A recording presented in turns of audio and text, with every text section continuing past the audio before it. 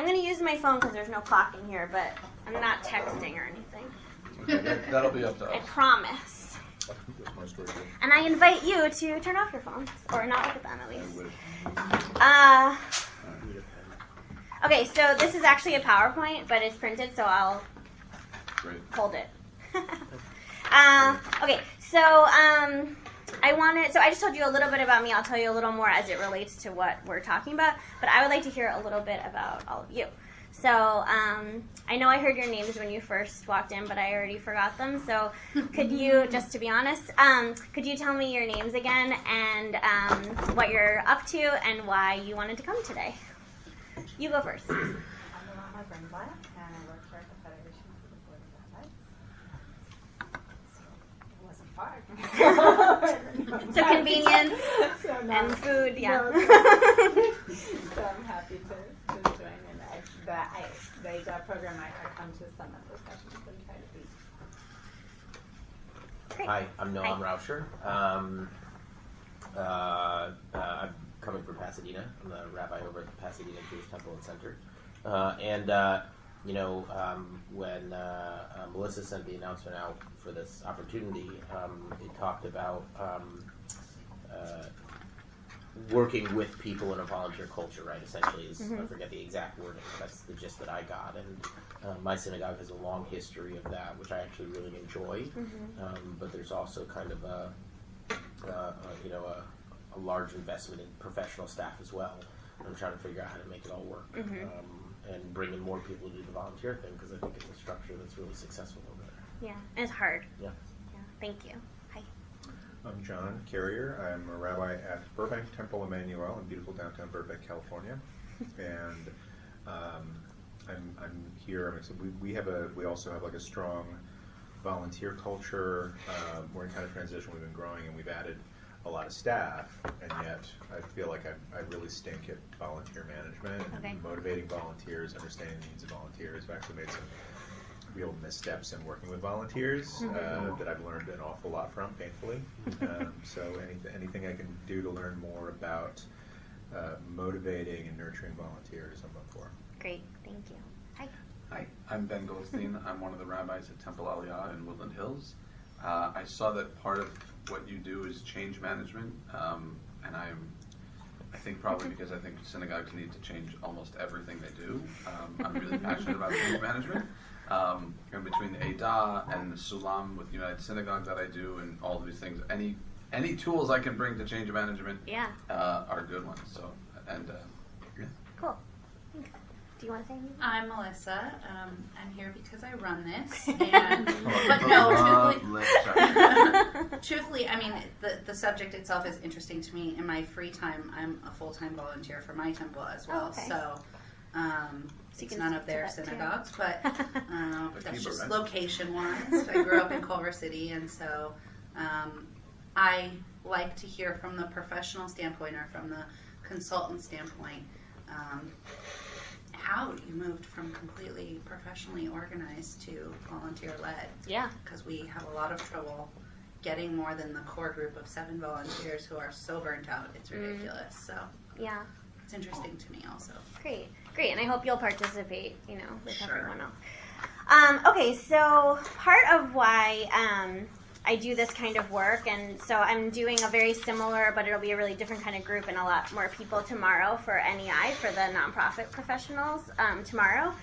Part of why I was asked to come and do these trainings is to specifically use the Jewish Meditation Center that I founded and ran as a case study, in part because, I'll tell you more about it, but in part because of what Melissa just alluded to, which is that when I decided to leave New York, I decided to leave the organization and not be running the nonprofit anymore, and decided with my board and with our volunteers and with our staff that it actually didn't make sense to go through a process of hiring a new executive director. We spent about 6 months restructuring the whole organization when I decided to step down, because I was like, I just don't think we're going to find someone who's going to do what I did for the amount of money that we could pay them. I just don't think it's possible, because I was a crazy founder, and I worked 20 hours, literally 20 hours a day, and I lived and breathed at the Jewish Meditation Center, which is why I burnt out.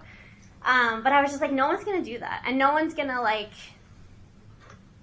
put as much as I put in for any amount of money. Like, it's just not going to work, I don't think. So I was like, so instead of spending the like precious time that we have as a community trying to figure that out and hire someone new, I actually think we should go back to our original vision, which was to create a grassroots meditation center, which had never existed before.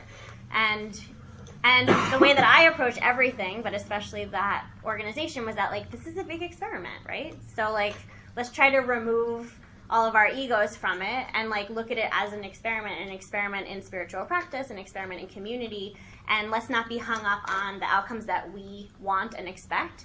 Let's, like, have a vision, and let's hold it lightly, and let's see what we can do. So we spent 6 months restructuring the whole organization. So now this is 4 years later. It's completely volunteer run. They definitely do much less than what was happening when I ran it. But the fact that they continue to meet weekly, that there's new people that come all the time, and that they're still doing holiday programs and bringing in guest speakers. And to me, that is like a huge success. And I love that I am no longer running it and that I'm not actually responsible for that success. To me, like, that's actual success. So that's part of where I'm coming from. So, okay, here's my slide. So before I ran the Jewish Meditation Center, so I'm an urban planner. I've done a lot of different kinds of urban planning work. I did a lot of economic development, did a lot of affordable housing work. I'm older than a lot of people think, so I just have a lot of years that I did that work. But when I was in grad school, when I went back to grad school for urban planning, my main work was actually working with incarcerated people on Rikers Island who were learning horticulture therapy. And my whole thesis, because I got introduced to this program, centered around transitioning from horticulture therapy in jail to horticulture careers post-incarceration. And that was one of the most inspiring projects I ever worked on, but in part because there was this community that supported the people while they were incarcerated that was like a complete bridge to post-incarceration. And you could learn any skill while you're in jail or prison, but it's actually the community that supports you post that allows you to change your path and find success in a career. And so that had a lot to do with how I did things at the Jewish Meditation. I'll just like string it together for you. I just put this in because I worked at the UN for a while. I did a lot of pro-poor business development. And then right as I was starting the Jewish Meditation Center, I realized I actually couldn't live on nothing when I first started, and I quit my other urban planning job. So Transportation Alternatives, this really wonderful organization in New York City. Have you heard of them? Yeah, the cantor I worked with I worked with in New Jersey for 6 years, and he was heavily involved in it. Okay, so they're an amazing organization that is an activist organization, but with very clear and transparent ties to government agencies, including the Department of Transportation. So part of what I loved about working for Transportation Alternatives is that we weren't just creating a plan that went on a shelf. We were creating a plan aligned with the Department of Transportation that would actually be implemented. So I spent a while with them redesigning the entire east side of Manhattan. Hello. Hello. Welcome. How are you? Good. Thank you. You already know my history. Yeah. So don't worry about it. And the way that I started that project was a ton of research, and then I led community meetings in every single community district along the east side of Manhattan. So going from Spanish Harlem down to the Upper East Side, I'll just go down all the way to Chinatown and the Lower East Side. These are like completely different communities that have different incomes, different languages, different cares, different everything. So I led this series of very intense community meetings with many, many, many people to try to literally redesign intersections in their neighborhoods. So I researched the most dangerous intersections in every neighborhood. And the way that Transportation Alternatives approaches transportation policy and bicycle and pedestrian safety is that there's no such thing as a car accident. There are car crashes, and they can all be prevented. And so that was like the framework that we used. So we're like, okay, let's look at the most dangerous places, and then let's talk about how we fix them. And so we activated, this is like pure community organizing, which we'll get into in a second, where we activated the community for each community in each of those neighborhoods to actually create a plan that was sort of signed off by elected officials, by those different government agencies. And then, so that was like 7 years ago, I guess, that we started that project. And almost everything actually has been implemented since then, which is huge when it comes to changing the physical landscape of a city. Like, that's huge. We changed the way sidewalks are. We changed the way lights worked. We changed the way bike lanes are created. So that was like a huge project. And I wound up, I'm a Joshua Venture Fellow, or alum, and I got the Joshua Venture Fellowship while I was in the middle of working with Transportation Alternatives, and one of the rules for Joshua Venture is you have to quit everything you're doing and work full-time on your venture. So I actually didn't get to work on the implementation of all of that, but at least I got to be a part of the beginning. Okay, then I started the Jewish Meditation Center. So I started again with this vision of like, what could a grassroots meditation center look like? Because nothing like that had existed before. Almost every meditation center, not just in the United States, but in the world, is through some sort of lineage. There's some like lineage of teachers, and there's often a charismatic leader that's running the center. And I was just not interested in that I wasn't interested in that position for myself, and I wasn't interested in being a part of that community. Even though you are. Sometimes. What I was interested is I wanted to be in a learning community. I wanted to be not in a leader-less community, but in like a leader-full community. I really wanted my voice to be present, because I also feel like there were very few young women that were sort of running the show, and in any meditation aspect, but especially in the Jewish meditation world. And so after complaining for a lot of years, friends who then eventually became board members and staff and volunteers were like, well, why don't we just start something? So we did, and it worked. So this picture is actually from one of our very first events. We started an annual tradition, which I'll talk about in a second more when we get into the nitty-gritty of community organizing stuff, that we called Beer, Jews, and Enlightenment. It was just like our first fundraiser. We did it in a beer garden in Brooklyn, and it was like shocking to me that we had hundreds of people show up, like who I didn't even know, because it was all word of mouth. Like I don't even think we had a website yet, because there was like a real thirst, pun intended, for this kind of community, and we started learning as much as we could about who was showing up, who wasn't showing up also, and like how to really develop this organization. So we did a big evaluation project in 2012, and so this little like infographic thing is from that evaluation project. So you can see like that was just in that year, and it was pretty crazy that we had 212 participants in the year 2012. Just a little 2000. Weird, yeah. 2000. It was exactly Yeah, that. yeah, it was just like very weird, but also like that's how things work in the Jewish Meditation Center. Like it was like that's crazy. So that's just a little bit about why I'm here and what I'm doing. But I think the part of why the JMC worked and why it continues to work is because it was founded on principles of community organizing, and that's how we started it, and that's how it continues. And so I thought we would just jump into some of that. When I do PowerPoint, I just throw baby animals on slides, so that's what you'll see a little bit of that. That's a trick in facilitation. So it's interesting to talk about community organizing in these kinds of contexts, because real, like pure, original community organizing is that there is a imbalance of power, and community organizing is to put the people that are being affected by anything in the position of power. It's to disrupt the way leadership works and ownership and everything, right? So when we're talking about like volunteer management, we're not necessarily trying to disrupt the entire structure of the organizations that you work within, right? I don't think. It depends what you're doing.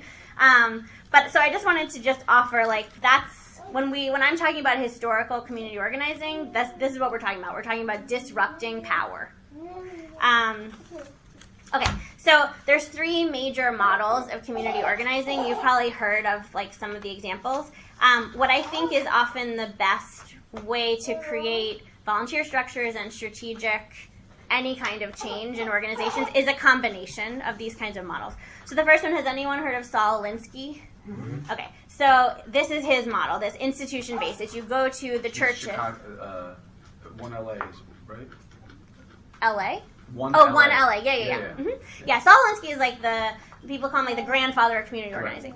Right. People have a lot of problems with a lot of his work, but it's really like the core of most community organizing process.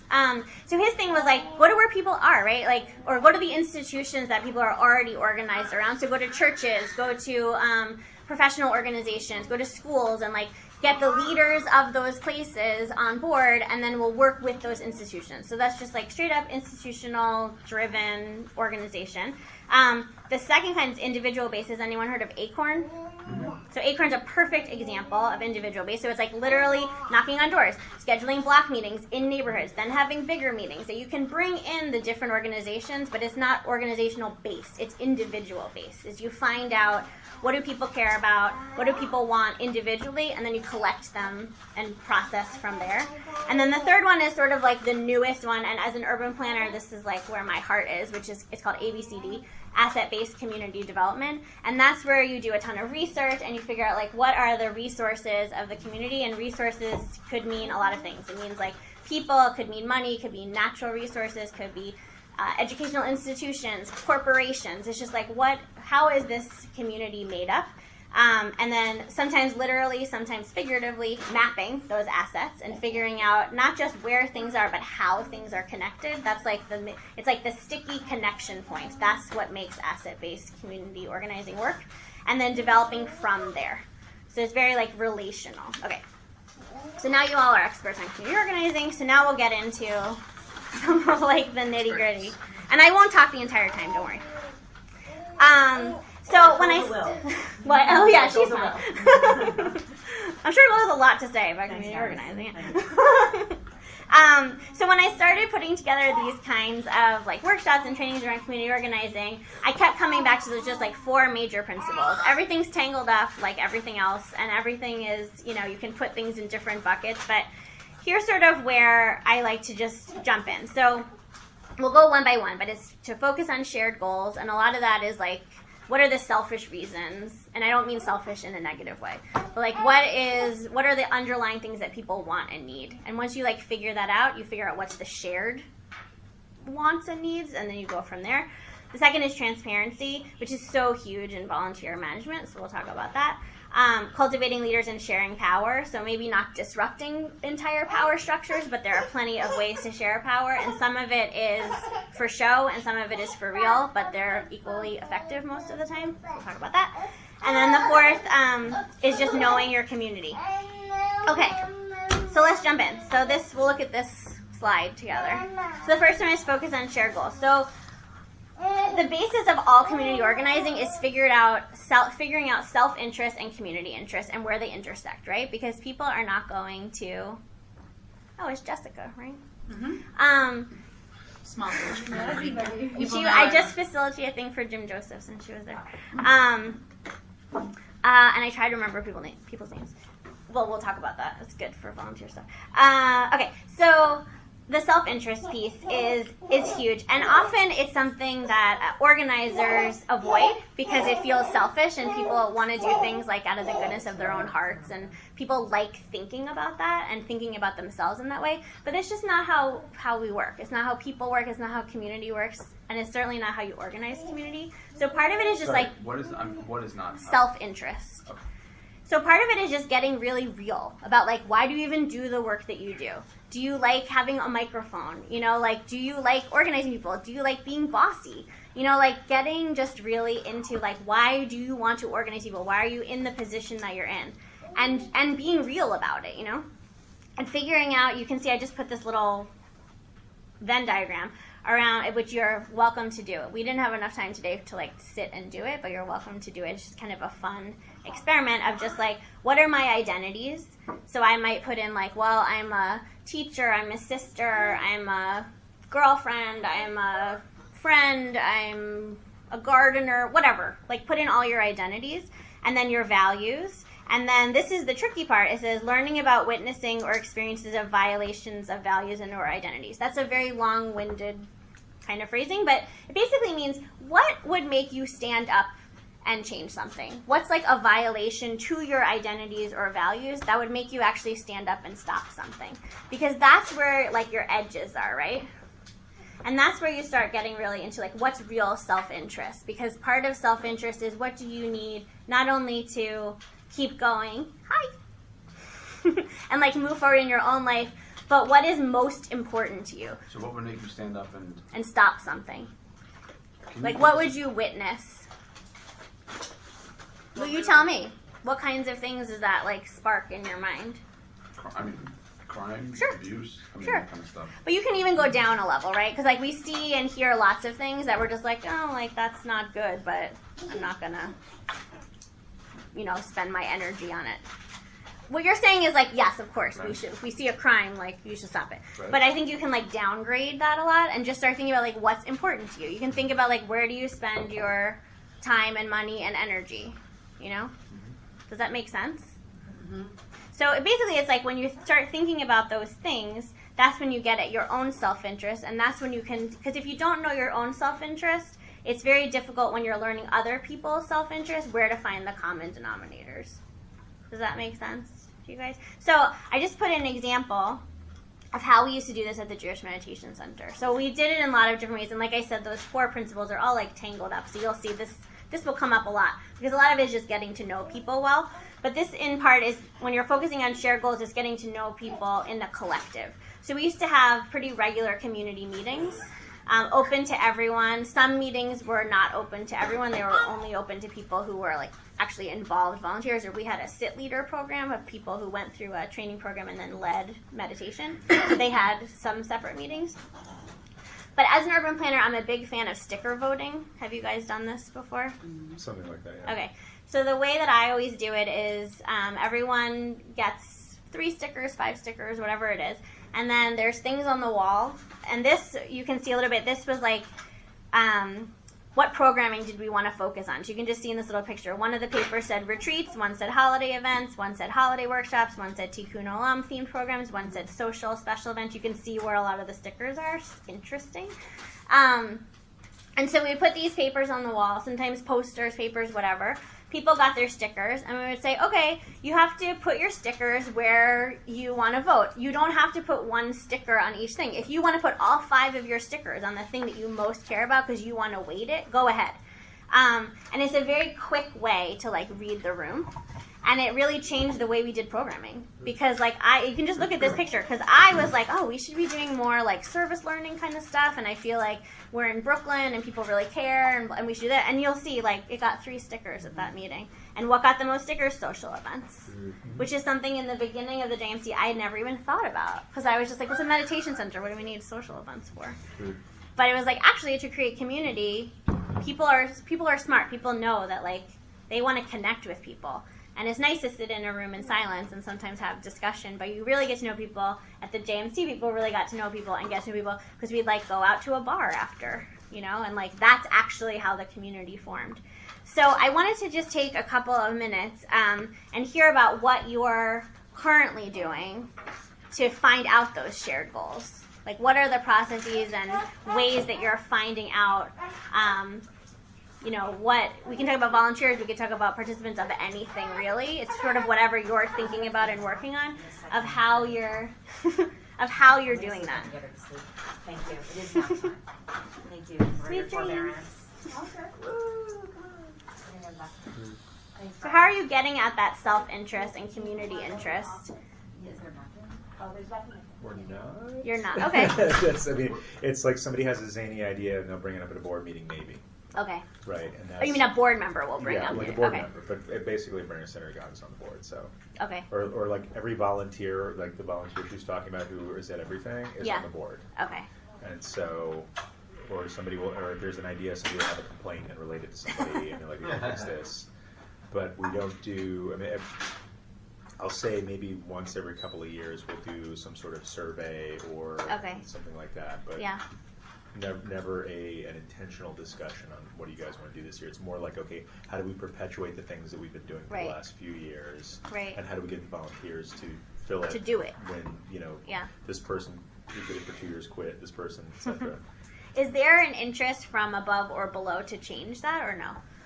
Or I guess you wouldn't know. Like if I pushed it, I could, but there's no sway in that direction. Yeah. Yeah, listen, that's like one way to do things, right? That's not a good way. It's just like we're just trying to keep afloat. Yeah, well, I was gonna say when Noam was saying like you're trying to figure out, you have volunteers, but you also have staff, and like you're trying to figure all that out, right? That's what you said at the beginning. The difficulties I always find is that like, much to John's problem, right? The volunteers are kind of like in their own bubble, right? Mm-hmm. They know it works and they become comfortable with it, which is why they're so averse to change. right? It's threatening to them. That's obvious. And they want everyone to do it their way, right? We've always done it this way, so you've got to... Wait, can I pause you for a second?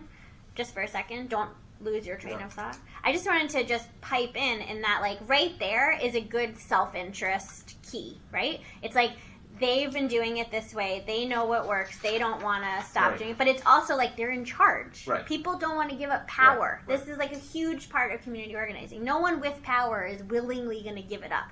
So if you want that to change, you have to manipulate it. Right. Yeah. Right, and so one thing I've seen is that, we have a lot of volunteers who will come to the table because that's what they've always done, but they're not there to, like, bring up anything new. They're there to just kind of perpetuate what they've always done, and they just want to divvy it up and make sure it gets done. Mm-hmm. And then the tension is with the staff, who's kind of always got their foot in other worlds looking at this stuff, albeit somewhat of a larger bubble, but, it's bigger than the one the volunteers are in for the most part. There's always this tension of, like, let's try something different, right? Let's step out of what we've been doing, and then there's always this tension because they're never invested in it, right? So they don't really show up for it, and they always think it's going to fail. So that's like a real aggravation as well. Yeah, and that goes to like the change management piece for sure. I mean, that's just culture, right? Right. It's like, how do you shift a culture to a more like innovative, experimental way of looking at things even? Which is hard. That's the thing I was going to say, like, this kind of work, it's really difficult. However, it's the most fruitful kind of work for any organization and community. Like, this is, like, it's the juiciest, best stuff, and it's the hardest. And it often, like, goes slower than we want, especially the people in charge. Because it's much easier if you just are like, well, the board decided this, we're going to do this, this, and this. That's, like, a much faster, easier way of doing things. But then you have, like, only 7 people that show up. And then you're shocked when nobody's invested. Right. Yeah. And you blame it on marketing.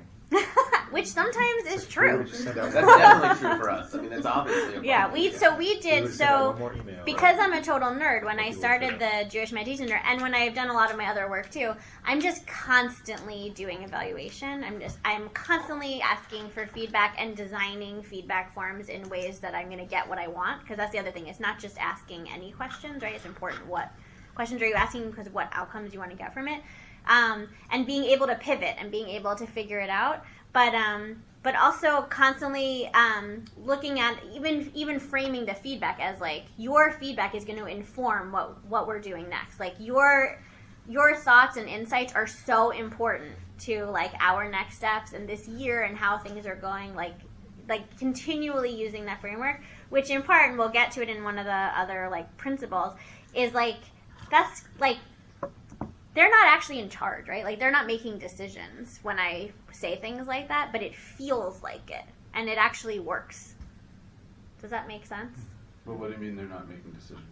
Like, when I ask... Yeah, like when I ask for feedback. So I'm trying to think. I can keep using the JMC as an example, but at the JMC, we asked for feedback constantly, and we had different volunteers that worked on different things, but I relied on my board, even if it wasn't real. I mean, the board was real, but even if the board didn't actually, it's just be like, well, the board decided, blah, blah, blah, because I needed a little bit of cover as the executive director. I couldn't always be like the bad cop, so sometimes the board could act as the bad cop. One of my teachers used to say, whenever someone complained about something, I should feel very free to say, like, oh, Norman Fisher told me to do that, because he was, like, my teacher, and I was like, that's part of my role as your teacher. He's like, however, in the same way, if anyone tells you something you did is great, you have to say, oh, Norman Fisher taught me that. Like, I will get all the blame, but I will also get all the credit. So I was like, cool, that seems like a fair exchange. So I did that with my board a lot. But just by asking people for their input and for their insights and showing them how we were going to use it, people felt like they had a lot of power. People were like, oh, what I say actually changes the course of this organization, of this programming. You know, we did this sticker voting, and they could see on the wall, like, oh, no one wants to do the Tikkun Olam program. And then when we didn't do it, we'd be like, well, no one voted for it, you know? You show up, like, with your feet, obviously. We could say, when we first started the Jewish Meditation Center, I thought, let's do evening programs, let's do early morning programs, right? That sounds good for a meditation center. People said, yes, we want to come before work. Great. We figured out what time worked. We did it for about 6 months, the morning, we call them morning sits. And at any given morning, the most number of people we had there were 4, including me. And so after 6 months, I was like, okay, this experiment showed us that people actually aren't going to come in the morning. It's not really worth it to me to wake up at 6 to come lead this when there's only going to be 4 people tops. Right. So at the next big community meeting, because we did these like quarterly meetings, I just made an announcement, like just letting you know, this month we're tapering off. By next month there will be no more morning sits. Everyone got pouty. Everyone was like, oh, because they liked the idea of being able to go. Yeah, they liked the but they're idea not that they liked the idea that it was happening. But I was Right. just like, you actually voted with your feet. You Like didn't me. show up. You had 6 That's months. That's my Friday That's night me. service. Yeah, We like the idea that it's going to happen, but I'm not going. right. And so I think often people aren't even just given that feedback themselves of just like, well, you didn't show up. And so we are shifting priorities because you didn't show up. And then we would try experiments, like in like a year later, we would do like a morning thing, no one came. Okay. So then I'm just like, well, I'm not doing morning things anymore. Like, obviously this doesn't work for this community. And I was only one person for at least the first year, so it was just like, why would I spend energy on this? Okay, let's go to the next thing. Any other things about shared goals? Yeah. Just one question. How do you generate this list of the different things that you That's work a good question. I think it depends in the so in that context, I know I just did it with the board. At Okay. like one of our board meetings, I just So asked them this you for brainstorm input. with the board, like, okay, where's the different things we might possibly focus on, Right. and then you take that list to the community meeting and have people Right. vote. Another way we did sticker voting, and this is another. This is like a little unrelated, except it's the same process. But we use sticker voting a lot because again, it makes people feel like they have power, and it's so easy and it's kind of fun. People like stickers, people like putting things on a wall. It's also visual, Right. and allows them to be somewhat anonymous. Somewhat anonymous. They don't have and, to raise yeah, their hand Right. when Can't you make claims. give an option, Right. but you can put your sticker up there, And then you see it. and you Yeah. still can visually see that Totally. the whole room only wants one idea. Right. And you also can't bullshit. Right. That's Like, why oh, I but like there's it. so much support. No, I'm like, there we're really all isn't. looking at the same wall. We would count the stickers and then like Right. put a Yeah, number for and be sure. like, these are numbers, guys. And if there was a close tie, then we could talk about it. Yeah. But often there wasn't. But another way we use sticker voting all the time was we had a Hanukkah party every year at a saloon. It was just like this silly party. And we had a silent auction. It was like a fundraiser. And we had like bands and we had make your own sufganiyot and like pickle martinis from the farm, like all things like that. And we always had a campaign for months before we probably would start it in like the summer, I think, where different community members would start dreaming up a list of organizations that they want. So we were doing a fundraiser, but we always committed that a percentage of whatever we raised would go to another organization. But that other as a gift from the Jewish Meditation Center. And that other organization was chosen by the community. So they spent months coming up with like a huge list of different organizations that they supported, and then people over time would like cull that list down. So we had like different we did like online survey stuff, we did like some in-person things, but by the time we got to the Hanukkah party, I think there were like 10 organizations, like the top 10. But then people also saw that transparent process. So if someone was like, but 3 months ago I suggested like these 20 organizations and not one of them made the list. But then we could say like, well, weren't you a part of the whole process where people were like voting and talking about it and deciding and like this is where we came to? And then people would, when they came into the Hanukkah party and they paid their whatever, whatever we called it, and they got like their stamp to get a discount on drinks and they got their stickers, and then they would walk in and then they would sticker vote on what organization would get the gift. And just like, it's a good process. I used to use it all the time in urban planning, so it was really fun to use it at the Jewish Meditation Center where a lot of people just hadn't done that before. So it became one of the ways we made decisions, in part because it was such a transparent process and it allowed people to feel like they were really a part of it, which goes to the second slide, transparency. So you can see, so we had these community meetings all the time. We also did a lot of volunteer appreciation celebrations in different ways. So we had a yearly, you didn't go to sleep. Big smile. So we had an annual like big party where anyone and we kept track of who volunteered because like I said, I was like a nerd and constantly quantifying things. And so we had a party, a very like community oriented party. It was at a soda fountain in Brooklyn, really close to where the Jewish Meditation Center is. It felt very like this was like our neighborhood kind of party. We had people write haikus every year about about their experience with the Jewish Meditation Center. There was like a haiku competition. And this is part of transparency, you're saying? Yeah, this is just part of like the transparency is the how do we make decisions, but it's also like how do we share successes? Because in order to get to the table with people when you're going to share challenges and when you're going to really problem solve and when you're going to have some probably challenging conversations, if you don't have the foundation of celebration and appreciation, you actually can't have those conversations. It's just, people aren't primed to have challenging conversations when they don't like or care about each other. And so the best way to get people to like and care about each other and actually relationship is to celebrate, right? That's like one of the beauties. Create a narrative. Create a narrative and create a culture of celebration. Ritual kinship. Mm-hmm. And like I remember, so at the Jewish Meditation Center, most of the people that were coming at that time, I think it's maybe shifted a little bit over the past couple of years, but it was mostly people in their 20s and 30s. We had a lot of people who were in the middle of big life transitions, of jobs, of relationships, of moving. We wound up having a lot of bar mitzvahs of people who passed the bar, who were lawyers. So it was like these community celebrations, but it was also individual celebrations. Like, oh my God, if someone got engaged who met someone at the Jewish Meditation Center, you better believe we had like a big celebration about that. But even like not so happy, moments, we were also like, that was part of how we did things. We made sure if there was anyone in the community who was commemorating anyone who had died, that there was always an opportunity to say Kaddish, because these were a lot of people that were not going to a synagogue, that were not part of other Jewish communities. So if they were saying Kaddish on a Wednesday night at the Jewish Meditation Center, that felt really good to the community. Did people self-select, or did you track it? Both. What mechanism did you use to track? I don't remember, to be honest. That might have been something. So we had like a volunteer coordinator, and that might have been one of the things that she was tracking. At some point. So like I said, in the beginning it was just me, and then over time we had a lot of volunteers, and we had we had some staff.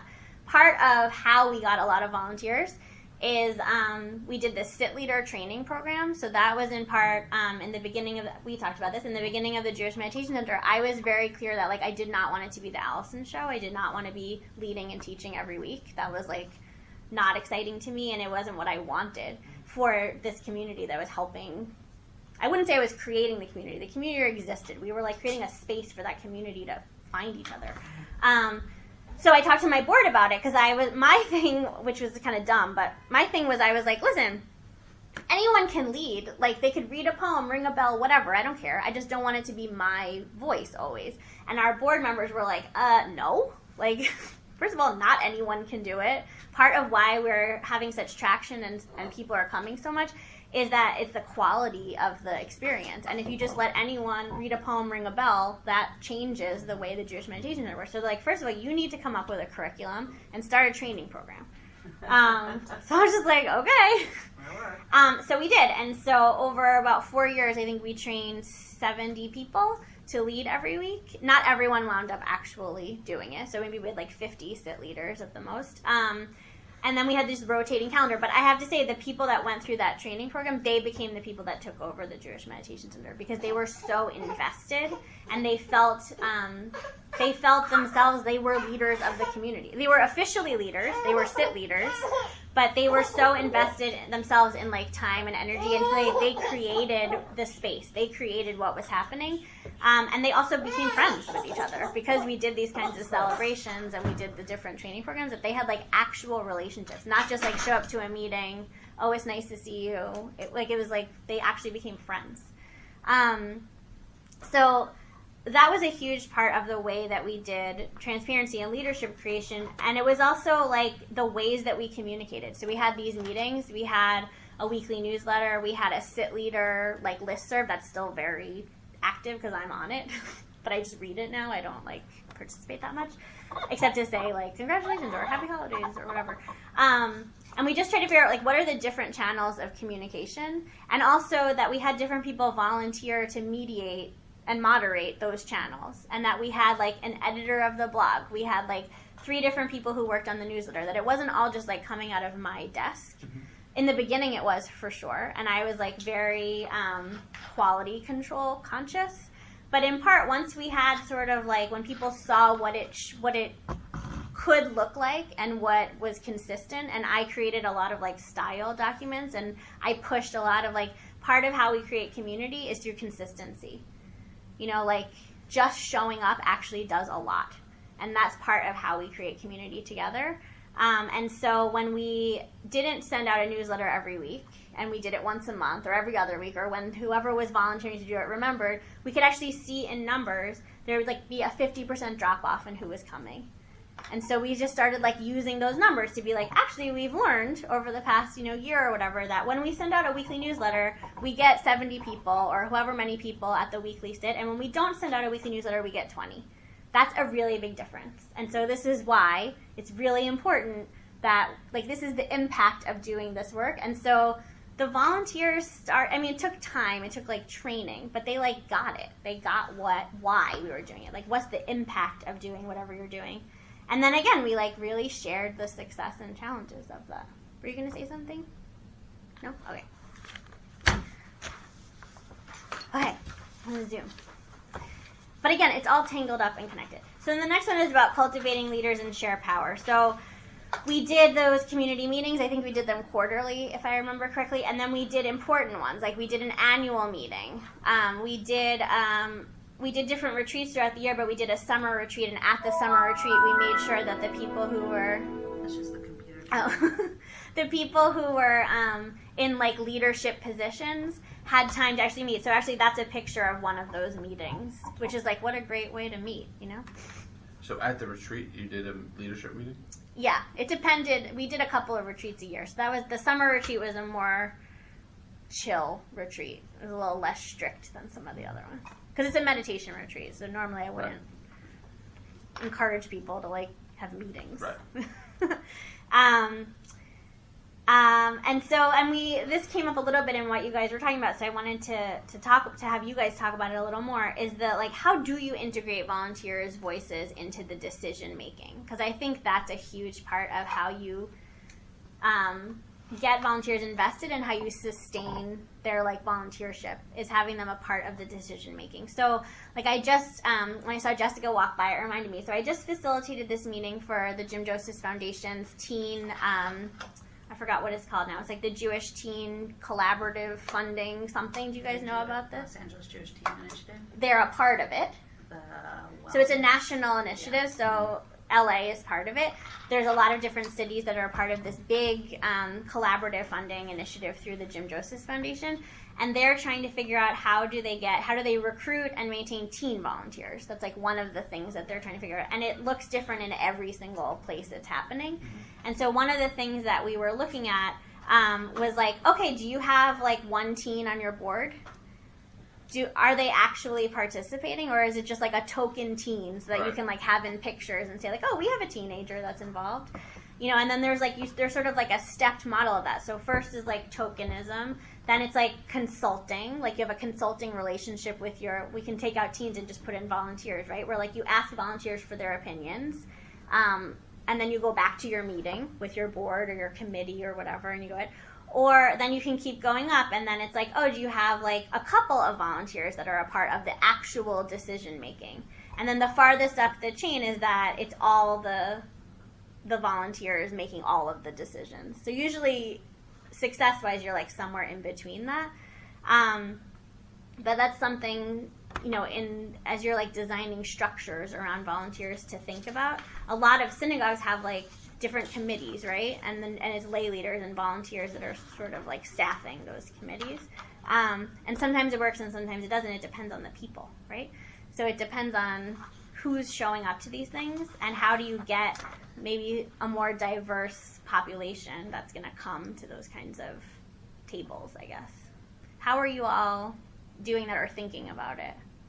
So, like representative leadership. What comes to mind, and exactly what you just touched upon was the new board president who just came in over the weekend was astonished at the fact that we don't have people greeting everyone every Shabbat, right?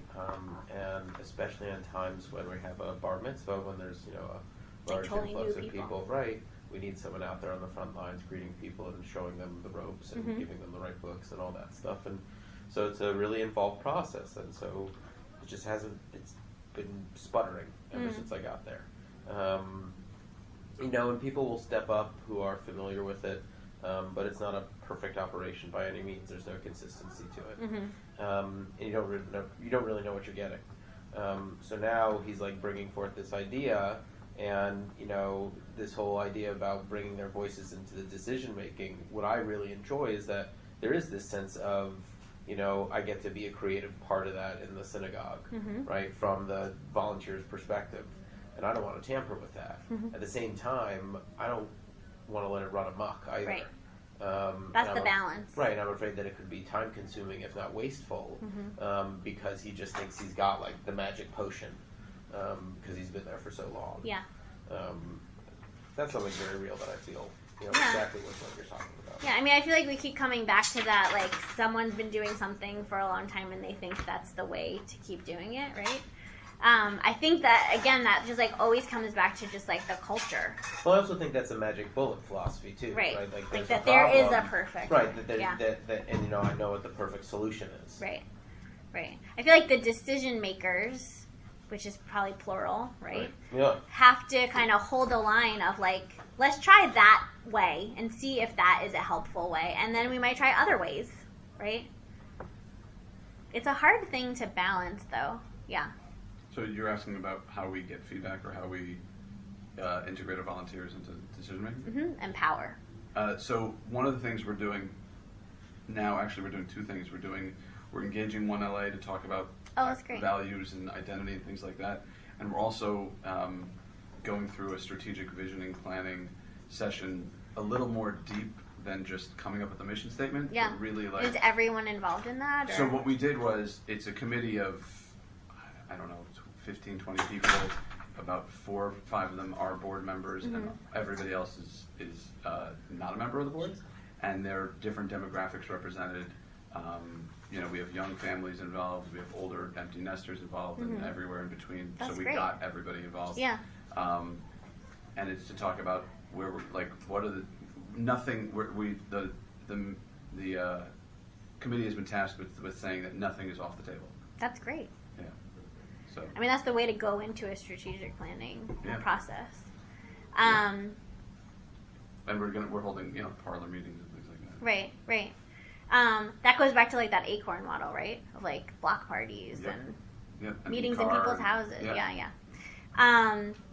Do you guys know? I do a lot of work with the Kavanagh Cooperative. Do you guys know that model in Seattle? One of the things that I think is really awesome about the way that Kavanagh works is that it's like all volunteers, basically, right? Because it's a co-op model.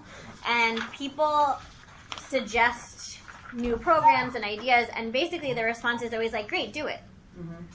Like, bring the ideas, get 2 other people, we'll figure out the funding if you can bring other people to the table, and then you actually have to do it. Like, it's your responsibility to do it. And that's the way they, like, created a Hebrew immersion preschool. That's the way they have, she's so happy, though. They do a Havdalah, like, 4th grade through 7th grade program, because the parents, when those kids were in 4th grade, the parents were like, our kids don't really want to go to the traditional Hebrew school, and we're not that interested in that. What we really like to do is do, like, a Havdalah program where we have an educator we rotate houses, and it started off with just, like, 5 kids, and now it's, like, 20 kids, and it's been going on for 5 years, and, like, that's just the way it works. And if it stopped working, they would stop doing it, because it's, like, set up in that culture. They don't have a vested interest in the status quo. They just have a vested interest in in part because it's a new organization. It's a new way of doing an institution. So there's a lot of power in being like, well, we can't do it the way we've always done it because we've never done it before, right? So that's like a gift that they have to do that. Right. I think that's actually, I've been thinking about this a lot, a gift that the emergent communities can give to synagogues is the idea that this entire idea of American pay-for-play congregations, even though your congregation is 75 years old, or my congregation is 60, whatever it is, that's a blip. That's nothing, right? And to be able to hold on to that kind of experimental idea of like the JMC, like you did that. We just knew how do we Let's make it up. Yeah. how do we maneuver ourselves to be able to go forward when our CEO or executive director Right. is moving on, Right. and that kind of nimble way of thinking. Right. This is actually why I like working with institutions and organizations and companies that have been around for a long time. Because, well, it depends on the leadership, right? If the leadership isn't open to creativity and experimentation and innovation, then it's a moot point. Then it can't happen.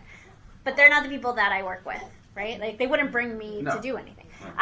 So it's been really fun because it might be a gift to newer organizations and institutions to not have that history, but it's also a gift to entrenched organizations and institutions to have history to work from and to have roots and to be like, well, we not only have, it doesn't have to be we've always done it this way, but there's a lot of power in like we've been doing this for 60 years and we have these like traditions and we have ritual and that is unique to this community because, I was saying before, like community needs consistency. Part of that is like ritual consistency.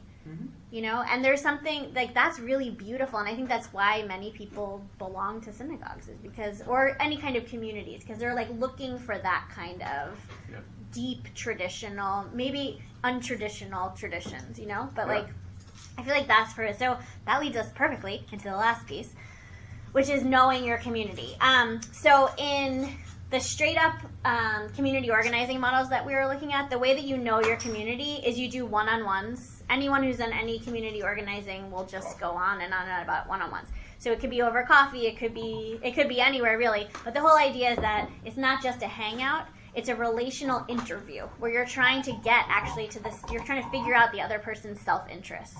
And so you don't start off with small talk. You just you dive real deep, real fast, and you start asking like, who's been the biggest hero in your life? What was your relationship with spirituality or religion as a kid? What was your relationship like with any grandparent? Or like, did you just really getting to like the heart of people's hearts really and figuring out that self-interest piece. So I don't have it in here, but I can send you if you want. I have a list of like those kinds of questions that just like get at it quick. And that's just like, that's straight up community organizing. It's the one-on-ones. It's like not just learning as much as you can in a deep way about another person, but also figuring out your shared interests. Getting right at the, well, here's how we can relationship. Here's why you should be a part of this community. Or here's why we need you to be part of this community. And why we need your help in organizing, why we need your leadership and your specific voice. Because everyone's self-interest across the board is to like be heard and seen, right? That's part of being a person. So that's what you get at when you do the one-on-ones. The setup from there is when we're talking about the ABCD, asset-based community development. That's the asset mapping. So like I do a lot of work for the Science Museum in San Diego, and it's called the Fleet Science Center. If you're ever in San Diego, I highly recommend it. It's a total like hands-on interactive museum. It's really fun. I'm not saying that in any sort of like, it's just a really fun place. But they hired me because they've been working for a while on this national initiative. It's like federally funded to do a San Diego STEM ecosystem to figure out, again, like we're talking about the assets, to figure out all of the corporations, educational institutions, K through, PhD or whatever, the natural resources, the science museums, the biotech industry, the Parks Department, the San Diego Zoo, the different organizations and nonprofits and everything that is in any way connected to science, technology, engineering, and math. And so as soon as they brought me in, I was just like, we have to do some asset mapping, like immediately. We have to figure out what's going on in San Diego County and how everyone's connected. And so we had a lot of conversations and interviews and meetings with different people from all. First we tried to just list those things. We went category by category, like what are all the colleges in San Diego? What are all the biotech companies in San Diego? What are all the school districts in San Diego? And then we started talking to people and saying like, well, who's like the mover and shaker in that field? And who is like connected to everyone? And who's the retired teacher that volunteers everywhere and knows everyone? Like we need her to come to this meeting. We had this big meeting and we had literal maps of San Diego because we started geographically, but then we moved past geographically and just did relationship mapping. And we just had people literally put on the map, who are you? Where are you? What programs do you run? Oh, you work for Girl Scouts? oh, and you did this one program with like the marine biology unit of the Marines. Okay, stick that on the map. And then we just started connecting them. And then it was looking at those connections, and that's how we did asset mapping. So could you go kind of explain how you would do asset and relational mapping in the synagogue? Geographically? In the synagogue. You could do it the exact same way, in a way. I mean, one of the beauties of the synagogue is that, I don't know about your synagogue in particular, but it sounds like the kind of synagogue you're talking about. You have a membership model, so you have members, so you know people, right? So even starting with asset mapping and just having all of the members and who they're connected to within the synagogue. Yeah. Have you ever seen Kumu? That's this program. It's a little bit complicated to use, but if you can visually map those connections, it's kind of if you can figure it out, it's cool. They showed it to us at an MEI. Oh, really? Morning. It takes a while to get it, but it didn't work for me. But it's cool. Yeah. Cool. It's just, KUMU. It's like Bowen theory. Yeah. You just do. That's all. You just like sit and create your. It's just figuring out all the things. So it depends. It depends in the synagogue, in your synagogue. Let's just talk about your synagogue. It depends what assets you want to map, right? So you have to think about what are the assets. I'm guessing it's people. Is it like organizations in the community? I don't know. I mean, to me, it's people. It's I mean, it's what people do for a living. What their passions are. Like, do we have a bunch of golfers? Do we have a bunch of people who work in Century City who, for whatever kind of learning there or whatever? So the way I would think about that with asset mapping, it's people. I would think about places in terms of places that people work. I'm an urban planner, you have to remember. So places that people work, live, and play. So I would think about it in sort of like a place-making kind of way. So I'd think about who are the people, what and where are the places that they do everything, right? I mean, like I said, I'm a nerd, so I'd be very curious. Where do people work? Where do people live? Where do people play? Where do people shop? Where do people go on vacation? Because I'm going to look for patterns. I just think it would be really interesting if you found out that 10% of your congregation goes on, I'm just making things up right now, goes skiing in Vail every year. So then it's like, oh, that's interesting. So that might be like, that might be like a community thing that we would never know because they're not going together. But we just found out everybody happens to go to this one place every year. So that's one of the sort of outcomes of asset mapping is you get to start seeing patterns. You're trying to pull out patterns in relationships, in places, in people. There's some places, if I may, some places I feel like it's really obvious. Maybe so nonetheless, when I was in Charlotte, I felt like that was very easy to see people acted in a very kind of stereotypical way. Mm-hmm. And so you could predict where the young families would be and the type of program that they would go to, based on the time of year and what was offered during it. And it just kind of flowed that way. Mm-hmm. It also, would part of that be getting school calendars and also kind of like sports league calendars to know? Okay. Yeah. There's a lot of layers, obviously. Yeah. Right? So, I don't know if you guys have heard of the Laichter Foundation. They're a family foundation in Encinitas, right near where I live in San Diego, and I do a lot of work for them. And one of the projects I did for them a couple of years ago, so they bought a 67-acre ranch, a farm, and they were like, okay, we're going to create this new kind of community center, but it's based in a farm, and we're going to have a co-working space, and we're going to plant a vineyard, and it's just this crazy idea that's happening, and it's beautiful, and it overlooks the Pacific Ocean. It's a wonderful place to be, and they're a very innovative organization. And they hired me because they were like, we just started this crazy idea, right? We just bought this 67-acre farm, we're figuring out what to do with it, and one of the things that we're tasked with, that one of our missions is to create and sustain a vibrant Jewish community in North County, coastal San Diego, basically right where this farm is. Our target audience basically is everyone else is the unaffiliated, young families, and we have no idea, we know that 80% of Jews in San Diego County, based on this recent study, 80% are in families where not every member is Jewish and that they're not affiliated with a synagogue. So we have, how do we bring these young families? How do we even reach them? We have no idea. So they're like, Alison, figure out a plan.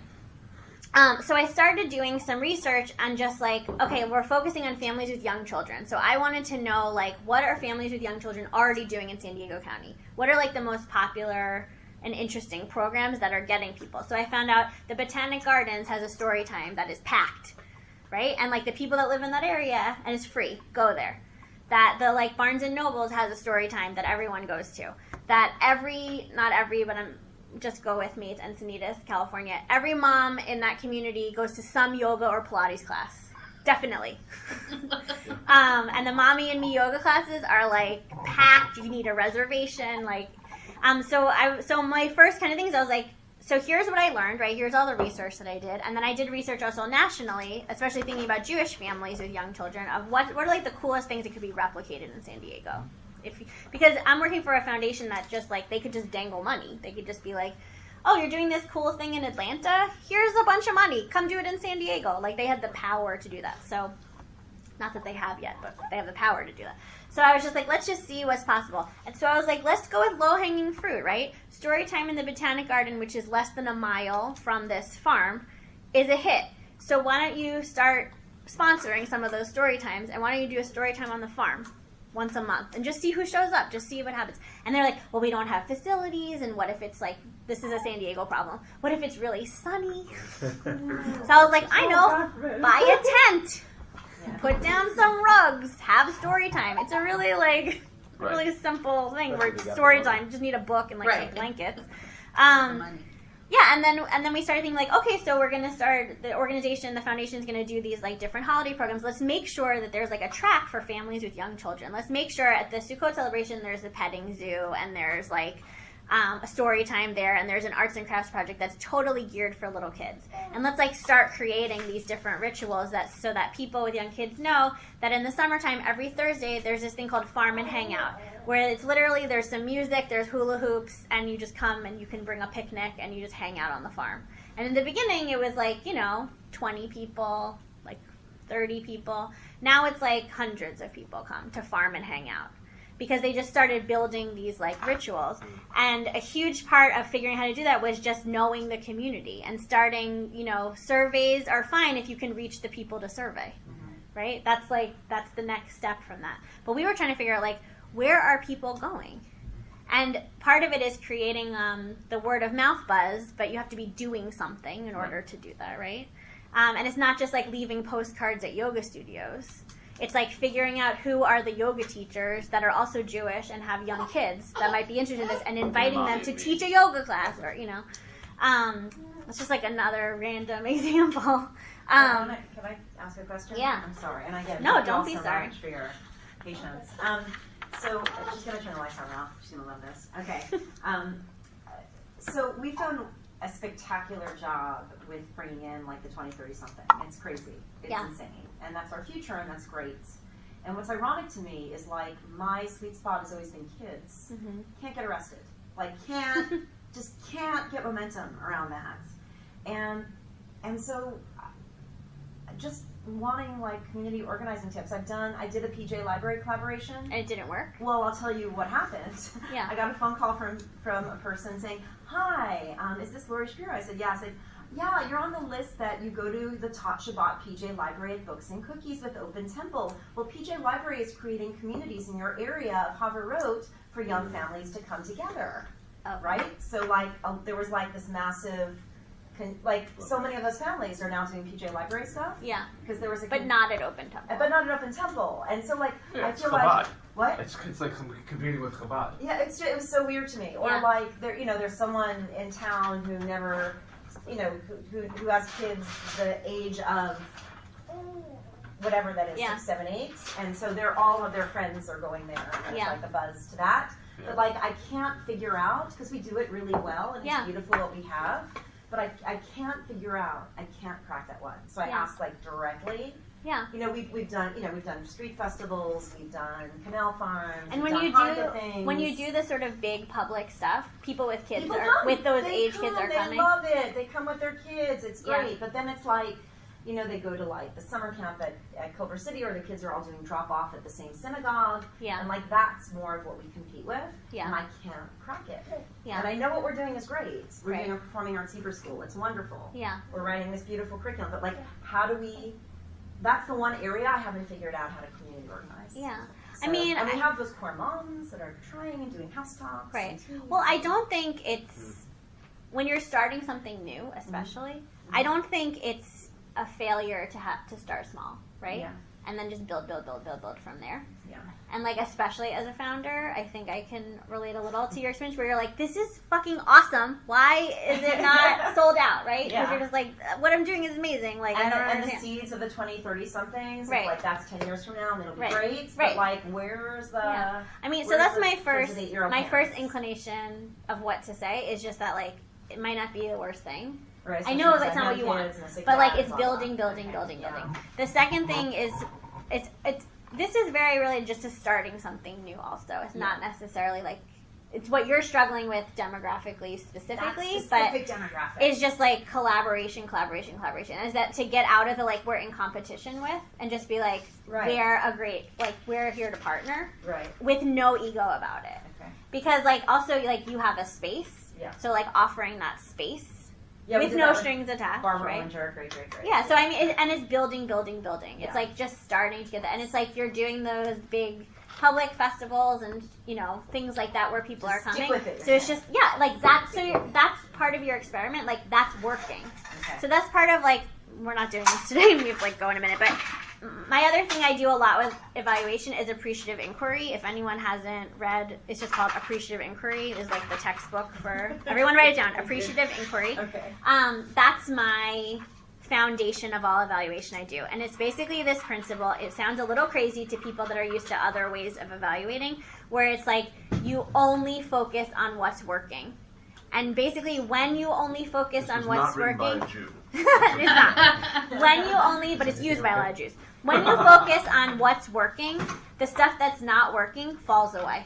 It's just the way it works. If someone like is in danger, then you can stop it. It's not like ignore murder because it's not no. If something is like not working, you stop. I mean, if something is bad and dangerous, you stop it. But you focus only on what's working. So if you approached your challenge from an appreciative inquiry space, it would be like, forget about those things that you say aren't working. The thing that is working, push that. Focus there. Pour your energy into that because it's working and you can only build from there. And things will grow from there that you probably can't imagine. Because your imagined vision of what you think should happen and what you should want, it might not, right? And like, that's cool. That's actually like how things grow. So it's like you can plant all the seeds and you can water them and create the perfect conditions, but sometimes things don't grow for reasons you may never know, right? And so where things are growing, plant more there, right? Like those conditions are perfect. Does that make sense? Totally. Does appreciative inquiry give you guidelines for how long to let something gestate before you kill it? That's a good question. Because what happens if you only focus on what's working and you don't give room for those things For to new things, germinate, right. then you wind up back in the situation where Right. you keep doing the same thing every That's year. a great because question. people I it's think working. I'm sure there's a lot of answers to that question. I think one of the answers is the value of strategic planning and like having an annual plan too. Just like, okay, we're going to do this new experiment. We're going to check in 3 months. We're going to check in 6 months. Here are the outcomes that we want. I mean, everyone should be setting different goals and outcomes. And then if we don't achieve those, then we change course. But you can't check back if you have no metrics to check, right? So it's like starting any new experiment is not just like, let's just throw shit at the wall and see what happens. It's like, that doesn't work, actually. I mean, then you just have a wall full of Unless stuff. it's stickers. Unless it's stickers, yeah. But even that is like very structured and like process oriented. I'll just throw this at you really quickly before we end. The way that I start every kind of project and process and whatever is something I learned through Rockwood and through Stella. I don't know if anyone is connected to those organizations. But it's to pop things, P-O-P. So you can write it down.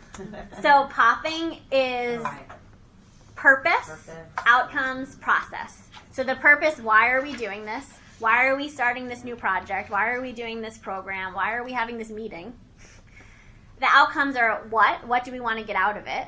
Like, when people leave this program, they are going to become volunteers. They are going to fall in love with our organization. They are going to come back. They are going to feel like they are a part of something bigger than themselves. They are going to have a religious experience, whatever. And then the process is the how. How are you going to do that? And I highly recommend popping everything. Because then you can always check back. So I just facilitated the Jewish Funders Network, and so I led a lot of different sessions, and I popped them all. And I shared that pop with the staff of Jewish Funders Network. And so now after Passover, we're having these debrief conversations about the different sessions where we're going back to those outcomes that we originally set, and we're saying, did we achieve those outcomes based on the evaluations that we just got back? It's like a very simple way. So outcome is like a goal, and purpose is? Think about it, and purpose is the why, outcomes is the what, and process is the how. But if we had never done that, and we would just read the evaluations, it's just like, it would be a subjective evaluation. It would just be like, oh, some people thought it was great, some people didn't. Oh, this person got this out of it. This person complained about the X, Y, and Z. But since we have the outcomes, we ask those questions. So one of the outcomes, one of the sessions I led was about intergenerational challenging conversations in like family foundations. And so one of the outcomes was that we would have vulnerable conversations around inheritances, right? Like that was like one of the outcomes that we wanted. And so when we check back now, since we had that listed as an outcome, we're saying, were people vulnerable? Did people feel safe and talk about inheritances? It's like a very easy, I mean, it's like a weird example, but it's like a very easy check. And then we can say like, yes, we noticed it, like we observed it in the session, and people wrote about it in their evaluation. So we can say like, yes, that was achieved, you know? Mm-hmm. And it can be like obviously bigger and smaller than that. Sometimes an outcome for our program is like, we want 30 people there. So then you just check back, did we have 30 people? No. Or yes. You know? Like, it depends how qualitative or quantitative you want to get. We're just out of time, but I wanted to hear if there were any other like questions that you're thinking about or anything in our last couple of minutes. I'm thinking about Friday night services. Go on. No, I mean, I don't want to move it back to 8 p.m. I am principally against it. And have there been surveys done of people who actually come or don't come to services? And no, that there's no empirical data. That? There is a subjective data of the committee that wants to change it. Could you suggest that they do some research before making the decision? You know, part of it is also couching it of like, well, that makes total sense. And then coming from a place of curiosity, have we asked enough people to really gauge that? Right. I mean, for my approach, I was going to ask, you know, other than the, you know, what do we hope to gain out of what is the outcome we're looking forward to moving it to 8 o'clock? Is it that this people in the room are going to be more comfortable? Okay, that's not an invalid concern. Right. Is that the general consensus of the synagogue? Also, I had other points to make, but I can't remember any of them. I mean, you could even pop it in your head. You don't have to like say like, and now we're going to do this big process. But in your head, you can just be like, remind me, why are we doing this? Oh, the other thing is, I'm new there. Yeah. And the fourth, they're talking about the specific fourth Friday of the month. And I've been tasked with making that kind of my service. I can create what I want, and I've said I want to give it a year to see what's happening in the first year before I touch it. So you know, I'm also going to let them know that and see if we can work collaboratively to build. Yeah. So they're messing with this thing that you're giving a year to see if it works. Yeah. Instead of messing it up. Yeah. We don't have any data So anyway. You're not messing it up. They're messing it up. I'm not. I've just been plugged into an already existing. When is this meeting? Tonight. If you have time, I would like put together a plan and show them the plan. Okay. Instead of just saying like, I want to, which makes sense to me, but just like, I want to give it a year and blah, blah, blah. I would actually show them the plan and be like, here's my plan. Over the next 6, I don't know how long it's been in the year, but in the next 6 months, I want to do I want to do like one-on-one interviews with people. I want to do surveys of people that are coming, and I also want to survey people who are not coming.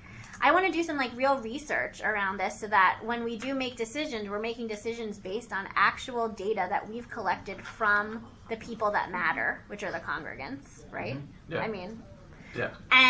And say, like, here's my plan. In the next 3 months, we're going to do X, Y, and Z. At 6 months, I'm going to check this, this, and this. Yeah. And then I would love to schedule a meeting for just before a year where I'll share with you. And I would actually love any help. If anyone wants to volunteer to help me with all this stuff, because it would be hard for me to do by myself. Right. And I think we would all learn a lot. I think it would actually be a really enriching and inspiring opportunity to have people talk to other people, right? And like learn more about them. And then say, I'd like to schedule a meeting right before we're at the year where we share all the data that we collected and learned, and we make a decision based on that.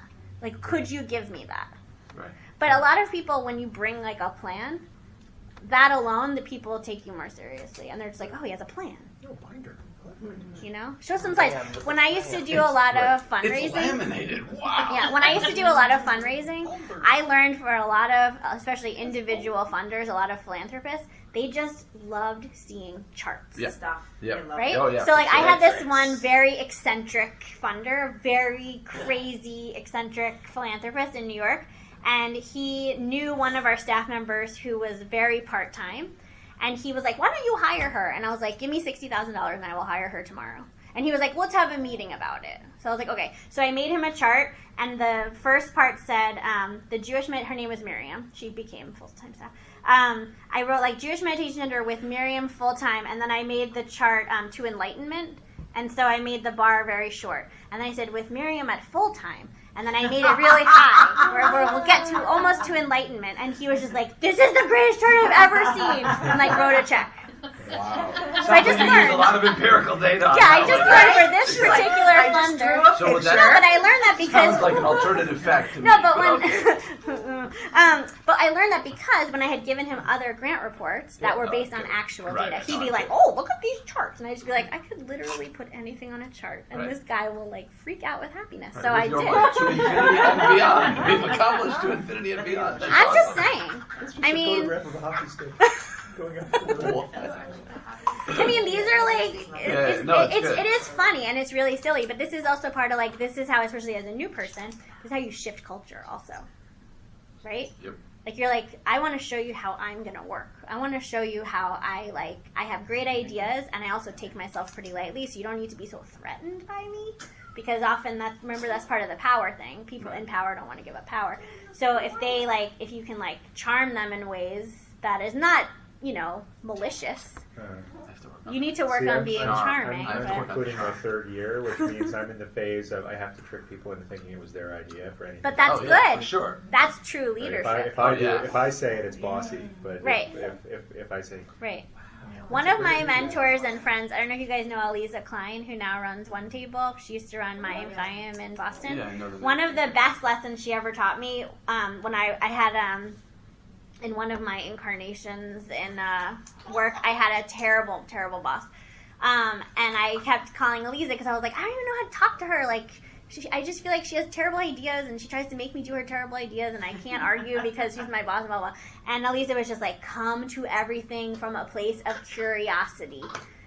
Genuine curiosity. When she tells you to do something stupid, be like, oh, that's so interesting. Why would I do it that way? Or what's the thought process behind whatever? And then get her to see that she's being dumb. Get her to walk it through. And always just from curiosity. And I noticed a huge shift in just like how to relationship with that person. Thankfully, I quit and she wasn't my boss for that much longer. But That's another way of doing it. that's another way, yeah. But it was like I really saw a difference. Like when I, instead of just being like, that seems like not a good way to do it, I have this other idea, and she'd just be like, no, do it my way. Right. But when I would say like, I'm so curious, like, have you done that before? Like, how did that work? And then she'd be like, no, but and then we would like get to where we could then get to like a smarter idea. You have such a nice way of saying that, though, in ways that don't reveal that you think it's a really dumb idea. But that's what I learned. I Yeah, my way is more like, the rabbi said these and those are the words of the living Torah, but you're an idiot. Like, that's kind of my approach. Well, listen. Shocking, I'm not still a bad rabbi. You navigate through. No, I mean, like, everyone has to figure out their thing. I also learned, There's listen. 70 interpretations that would be correct. This is not one of them. Also, as a community organizer, when I was running those community meetings for Transportation Alternative, I was like 27 years old. Right. I was a lot younger than a lot of the people that were attending the meetings and that were in charge, like who were in charge of the Department of Transportation. But I learned that sometimes I could work that and be like, I'm young, I don't know how it works, teach me. Yeah. But I knew how Yeah, it of worked, course. and I was just getting them to feel like they were in It's charge. a part of you what's know? nice. It's a nice thing you have. I feel like some of us that are like we just don't have it. Like rabbinical school, I feel like kills that out of you. Oh, Does that's- anyone else feel like that? Kills which part now? Because Yeah, it makes like, you Carly, feel geez, like tell an me how you expert. do that, Yeah. right? No, they still treat me that way. So. Pardon? They still treat me that way. So. Okay. But sometimes That's it's my really it's really important, and you need to use the power of being the expert, right? Yeah. Right. So it's like you have to figure that out. And when you're working with different leadership models and volunteers, like it's that balance again. Like you have to like skirt that line and figure that out. And part of learning how to do that is doing those like relational interviews, doing those one-on-ones, and really learning who people are and why they do what they do. And then you can keep tapping back into that. You know, if you have one person who their whole life is around their grandchildren, right? And you know, like, that's the way in, right? Like, that's what they care about. They want to create a community or a world that's specifically for their grandchildren and what their grandchildren are interested in, then you can always come back to that. But if you never had a real conversation with them or you learn that, you'd never get there, right? It's like figuring out that self-interest piece. Whew. Yeah. So there are two things I'm really interested in. One is, how do you constantly generate feedback without it being overbearing and just kind of burdensome, Yeah. right? And then, like, how do you also keep it on a pace at which you say that, like, we're going to reevaluate this after X amount of days and whatnot, and actually hold people to that? Because I find that to be very difficult, since Yeah. they do have set ways of doing things. Right. So for the first part, well, Right. they're connected, obviously, Right. but for the first part, again, it's part of the culture, right? So it's like the way we do things here is every time we do a program, we send out a feedback form. Every time. Yeah. Wow. Either you have it in paper or you send an email, and it can be 3 questions. It could be, well, it depends what information you want from people. You might want their name, you might want their age, you might want their gender, you might want whatever. Have you been here before? It depends what kind of information you want to collect. But then you can just say, like, what was your favorite part of this? Or why did you come? What would you like to see in the future? That's it. That's great. I'm sorry. Really simple. Oh, thank you for coming. It was nice to meet I have a you. question, 1 minute announcement Yes. for the Please. rabbis before they leave. I know we're over time, but I'll answer in a second. We have this fellowship called the Weiss Fellowship. The which one? Weiss, which pays for a rabbi and their staff, Yes. if they're a pulpit rabbi in Los Angeles, to go to Hartman for 10 days in the summer in July. Yes. And the application's really straightforward. You just kind of write out why you want to go. We didn't get any applicants. So if any of you are interested in going, or know rabbis who are interested in going, Pay a trip to Yeah, and if Days your in Israel? senior I can't believe rabbi no one doesn't take applied. off for the month of July, you should totally you should apply. have received an email about it today, but I can forward it to you if you're interested. That was my announcement. I can't believe that. Thank you so much for My coming. pleasure.